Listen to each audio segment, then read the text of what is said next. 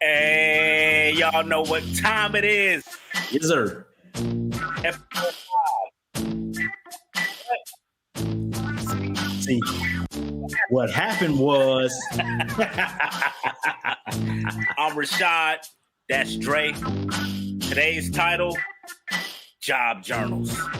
We'll be talking about our first jobs.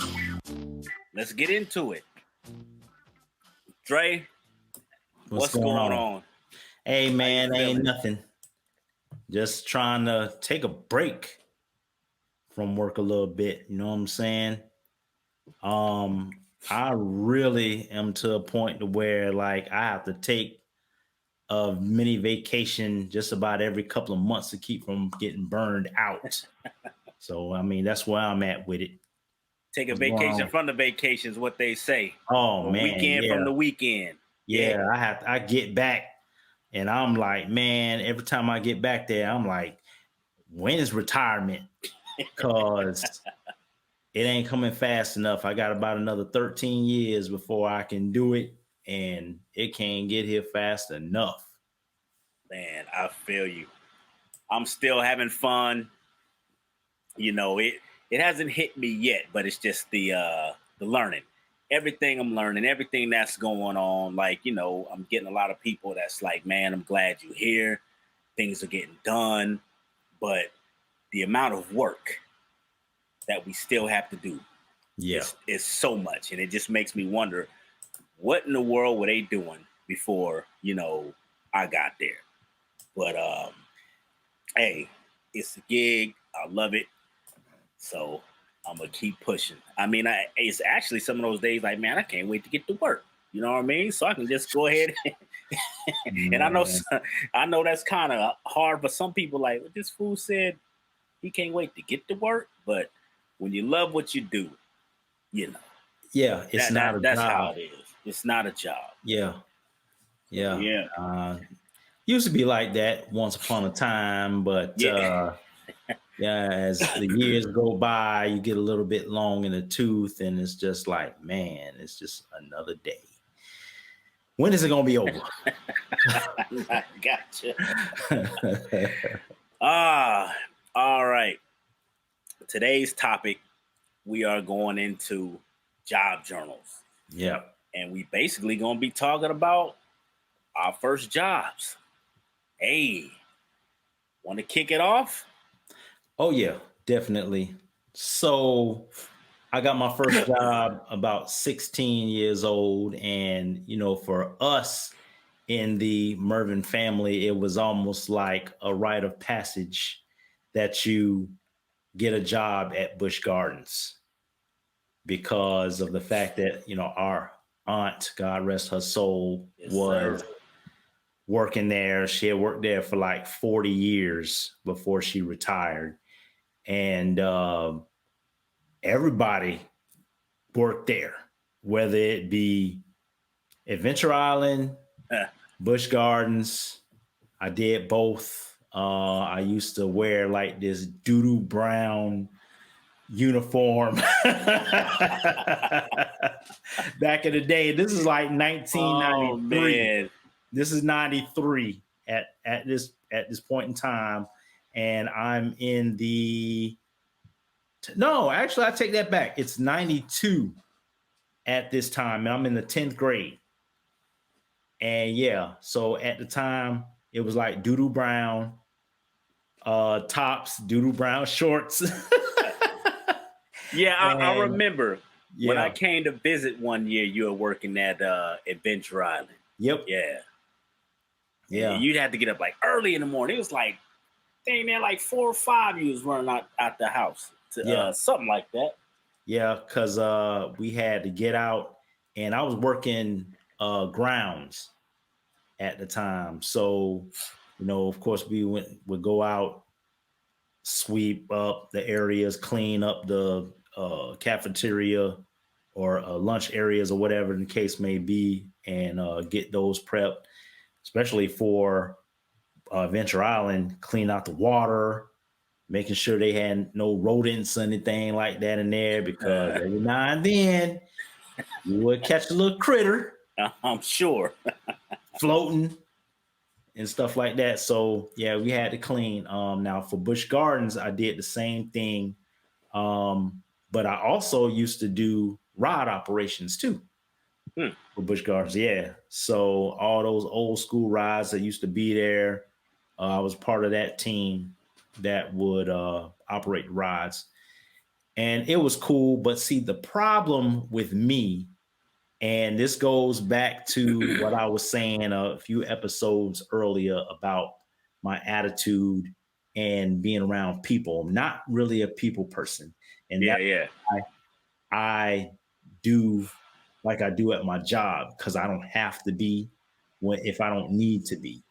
Yeah, yeah. And so any customer service job, especially a job like that, man, I was like irritated because we would have people, please, can you tell me how to get this? Can you tell me how to do that? And I'd just be like trying to do my best not to roll my eyes and sound condescending when I answer.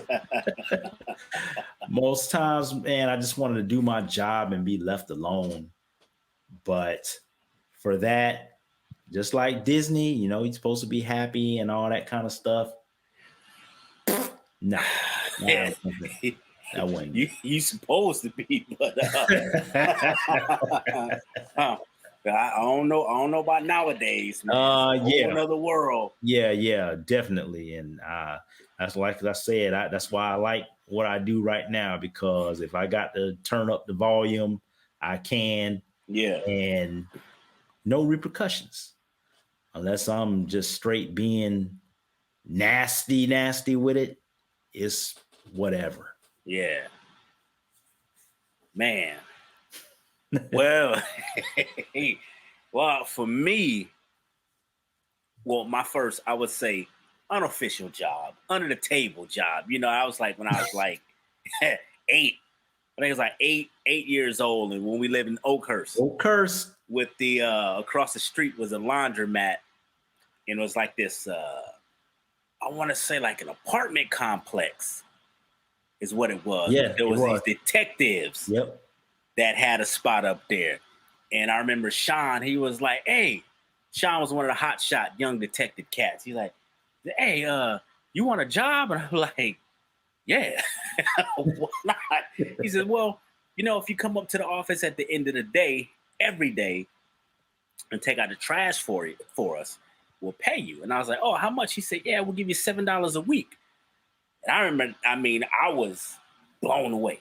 I'm like, $7 a week in the 80s for an 8-year-old, man, sign me up. Yep. Sign me up. But you know what?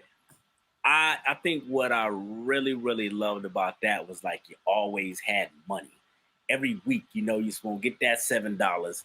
And of course, I had to save the $5 and take the $2. But $2 went a long way. Back in those days, $2 went a long way. Yeah, especially at the laundromat. Of course, it gets you a soda, pickle, bag of chips. You know what I'm saying? All for the low, man. But I know for me, I was always doing something, even when I moved to California. And I remember my first official job that was on paper, with actually filling out the application, everything like that. Yeah. That was actually UPS. Really? When I got, that was actually UPS. And that came after Job Corps. And Job Corps. If anybody out there that's watching, if you know about the San Diego Job Corps, Imperial Beach, you know what the Job Corps is. And the Job Corps was basically people that dropped out of school, left home, had nowhere else to go, just got out of jail, You know what I'm saying? So you had a mix of everything. yeah. You in the Job Corps, you had a mix of everything, and it was a cool government funded program that you had a place to stay, you had all the food you want to eat. You know what I'm saying? You learned job trade, you learned the skills. If you got in there and actually hustled it. And some of us got in there and we just went left. That's gonna be a whole episode of the Job Corps. And everybody that knows me and watching, you all know about Job Corps. And the funny thing about Job Corps is when payday came. And if I'm not mistaken, I can't remember, but I think every 2 weeks we got $22. That's it. That's it. That's it. What kind of stuff is that? Hey, government program. They giving you free food, room and board. They giving you all this stuff, free education. They gave you like a $250 voucher to the J.C. Penney, so you gonna get you some clothes or shoes or things like that. But I'm telling you, the line to get paid is like, I want to say like $22. That line used to be, down the courtyard, because everybody was broke. Everybody wanted money. You know what I'm saying? And of course, a lot of people would take their money and they'd go down to Tijuana, go party or whatever. A lot of people put their money together and get a hotel room and get drinks. We just party it up. Yeah, y'all in Job Corps land on that like you don't know what I'm talking about. You know exactly what I'm talking about. Man. But it was a good opportunity to learn. But even before Job Corps, I always had little hustles, like around the neighborhood, taking out people's trash, sweeping off porches. And I remember it was 2 apartments, and I would visit them twice a month, and they give me $20 just to sweep off their porch. Oh wow! And dust off their spider webs. So I had money. You know what I'm saying? I had a little money when I was coming up, money that money know about. Because you already know. You already. Yeah. It just used to be like, even when one of my hustles, my job, one of my hustles was if they sent me to the store on Sunday to go get the paper, you know what I'm saying? The Sunday paper. I walk down, steal somebody else's paper off their porch, wait a little bit, 20 minutes, then I come back, I just pocket the money. You know what I'm saying? I did that for a few weeks. So Rashad wasn't broke. Oh man, that's something. Where'd she find that one out? Yeah, he did it. Yeah, I did it. Yeah, I did it. But no, you know what? I take that back. No, yes, it was UPS, because I was doing UPS and Burger King after Job Corps. The ins and outs of Job Corps. Maybe next episode we'll talk about the Job Corps, because I got to tell y'all about the time when Job Corps, my life really changed in Job Corps. And that's when I actually, got caught up, as young men do. But that's a whole nother story. But yeah, Burger King, and I hated Burger King. You talk about customer service. I just hated people. People would come by and, I went there because I want to cook. I want to flip burgers, right? But the dude, Fabian is his name. He had a twin brother. He's like, I'm gonna put you on the register. And I was like, Fabian, I don't like people. You know what I'm saying? I don't want to do register. I came here like I want to flip burgers, make the food. Yeah. Nah, Fabian put me in front. And the day that they pulled me off the front, it was 99-cent Whopper day. And you had all these people come in and they just smiling. I'm just like, they say, hey, how you doing? I'm like, Welcome to Burger King. How can I help you? I said, oh, let me get 10 Whoppers, 3 of them extra ketchup, 2 of them no mayo. I said, look. I'm not calling all that stuff out. What I'm gonna do, I'm gonna call back 10 Whoppers and you pull off what you don't want, because I ain't doing all that. And I mean, man, did I get in trouble that day. Like, man. Like, come on, man. Like 10 Whoppers and y'all gonna be picky? Nah. Yep. No way. See, that's one of the reasons why I could not work at a restaurant. Matter of fact, I did work at Pizza Hut for 1 week. I ain't heard about that one. So a week? What happened was I was about to, it was probably like one of my jobs a couple of jobs before I went into the Navy, but 2 of my friends, Terrence and Jamil, they were already working at Pizza Hut. And I remember Terrence. Yeah, good dude. And I'm like, man, I'm looking for something to do, because as a matter of fact, I was also working at the post office. This was seasonal. It was a seasonal job at the post office. So I was just looking for something else to do, and got in there. The first probably like 2-3 days, it was all right. But then we had like one busy day, and I'm just like, man, scatterbrain, just trying to figure out what's what, trying to put these pieces together or whatever. So the supervisor at the time said something slick out the mouth, to the point of saying, oh, well, we'll just put him over here so he won't mess stuff up. And I'm like, oh, say less. That was my last day. Man. And came in, got my check for those few days, and that was it. Like, man, I already knew restaurant stuff was not for me. Being a waiter, none of that. Couldn't do it. That's just too hands-on.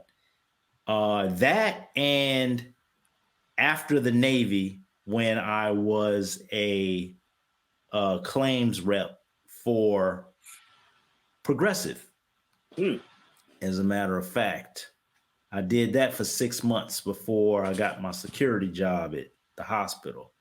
And that right there let me know that I could never do customer service as far as taking phone calls.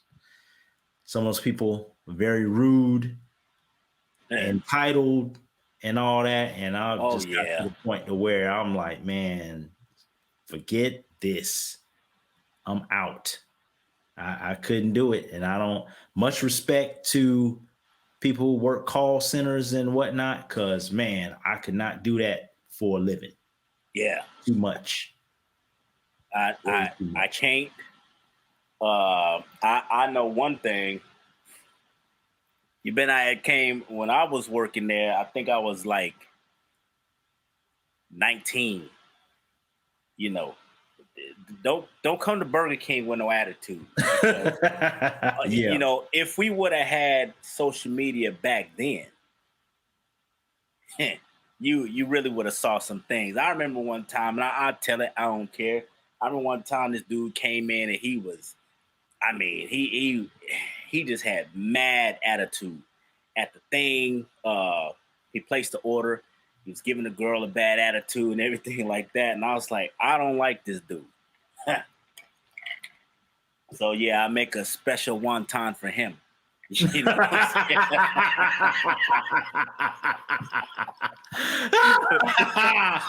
What Eddie Murphy say? Very funny. Yeah, because I remember, like, you had to put the frozen patties on this little conveyor belt, and they go through and come out.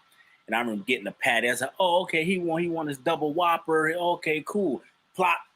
Whopper fall on the floor. Oh, that's all right. Pick it up, blah, blah, put it back on there. And then we did what we call, we glaze your bun, put it on it. Put a little glaze on his bun. Yeah. Hey man, I'm 19. You know what I'm saying? So I, rip, put it up in there. Gave him cold fries, but put it back in the fryer just for a little bit to warm them up. Yeah, man. And he actually, called back and apologized, said that, his order was right. Yeah, I bet it was. Next time I put a little sugar in Sugar- it. Yes, yeah, like that. Oh man, boy. And that's why you should always be kind to your servers, to your waitress, to your cooks, because you never know. You never know. In the words of Keenan Ivory Wayans, and don't be a menace to South Central while drinking juice in the hood.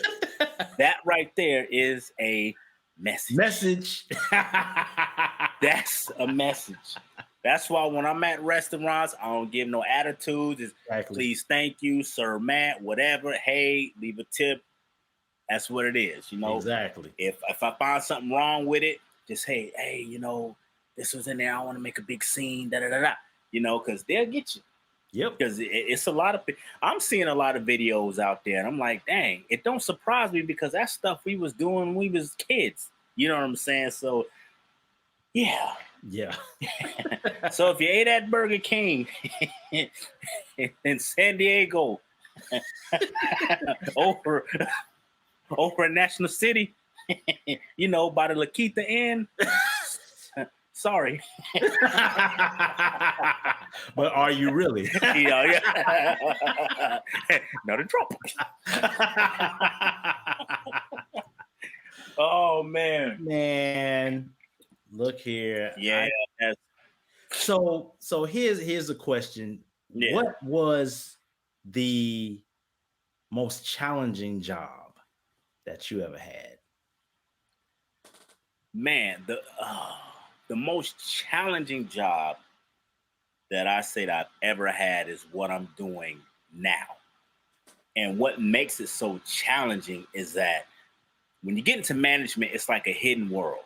You know what I'm saying? And I explained in another episode where if you ask managers about the position, they'll give you the horror stories because I think they really don't want you to join their boys and girls club, if you will, But the challenging thing is all the different personalities that you got to deal with. Yeah. I don't like this person. I don't like that person. I can't do this. I can't do that. And you're trying to accommodate everybody, and you really can't. Although it's fun, but it's challenging just trying to, all right, cool. You don't want to do this job. All right, let me find something else for you to do. Then you get this other person. Well, I don't want to do that job either. Then why can't I do this? So, you gotta you gotta get to a point to where it's like, all right, I can accommodate or I can't accommodate. Right. And it gets difficult because some people just have medical problems that they really can't do it. You know what I mean? And another difficult thing about it is really keeping my mouth shut because I can't say what I really want to say. Right. Any other job, I can fly off the handle and, even in armored trucking, I can fly off the handle, say, do what I wanted to do. When I was doing personal protection, bodyguarding, and club security, it didn't even matter. You can do what you want to do. Like one dude, I remember we were closing, and he didn't want to leave the club. So he holding on to the bar. I ain't going nowhere. And his friends are talking about, oh, you don't know who he is? He's a top college player. Da-da-da-da-da. That's all I need to hear. And when I tell you I kicked the dog snot out of him, I mean, we didn't care he's no college baseball. They didn't care. It was myself, Lester, I think Paul and some other. We jumped on dude because it's like we gave you plenty of chances to leave, and you kept popping off at the mouth. So we jumped on him. You know what I'm saying? I didn't care. He had a game that weekend. Shouldn't have been talking trash. But yeah, I said all that to say the job that I'm doing now is the most challenging ever. You know, because it's challenging, fun but challenging. I mean, I would assume what you are doing would be the most challenging. You got a lot of people to deal with. Definitely. Yeah. So not only do I have to deal with those that are below me, because where I am, I basically have 3 units to run. Now I've got 2 supervisors under me, and then I've got my own deputies to deal with in my own unit. Plus, I have those above me that I have to answer to. Mm. And just like you, it's just the same thing. Like, well, why does this person get to do this and I don't? And you put in schedules and, oh, I got this. I've been doing this for 5-6 days in a row, and yada yada yada. And you want to tell them, man, suck it up, Buttercup. I've been doing this thing for 13 years, and I've seen it all. And especially like with the young ones that come in and they just whine and complain about every little thing. And if you don't give them what they want, then it's a fit. And why this and why that. And it's just the nature of the beast. Yeah. And also where I work is political as well. It's a club, depending on how they like you, or not. It just depends on, that determines where you're going to end up. Now, for me, it took 6 years. Like I said in one of the episodes that we had, for me to get to the rank that I'm at right now, because they don't forget things. One little thing that you do, and it's like, oh no, he can't do that. He did this back in 1938. Dang. No, we can't possibly let him do that. Like, you have to and this is not just for jobs, but it's just for life.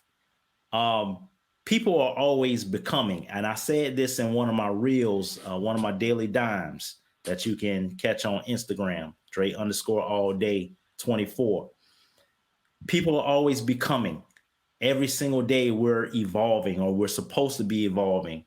So you have to let people grow out of the things that they used to do, out of what they used to be. If they're ever going to succeed, you have to allow them time to grow.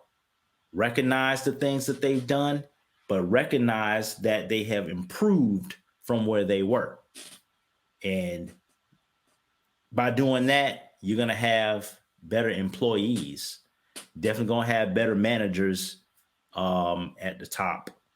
But you have to let people grow, let them make their mistakes, because they're going to be made no matter what you do, no matter what the job is. Mistakes are going to be made, and you can't just dismiss people based off that kind of stuff. So, man, that's a message. Yeah. That's you know how to do in a club. Yeah.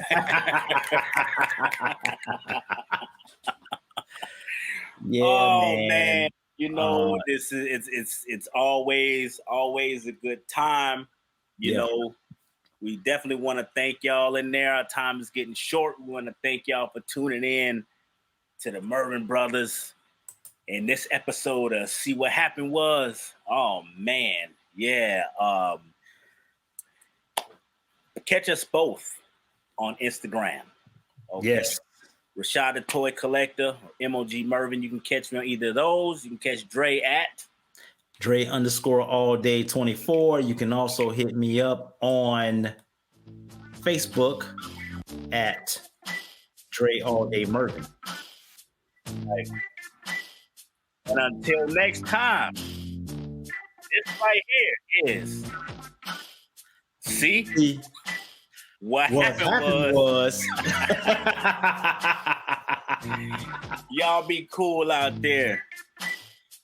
Be sure to, before we go, like, share, and subscribe to our page. Search the Murvin Brothers. We'll be right there. On Instagram also, and we're also on YouTube.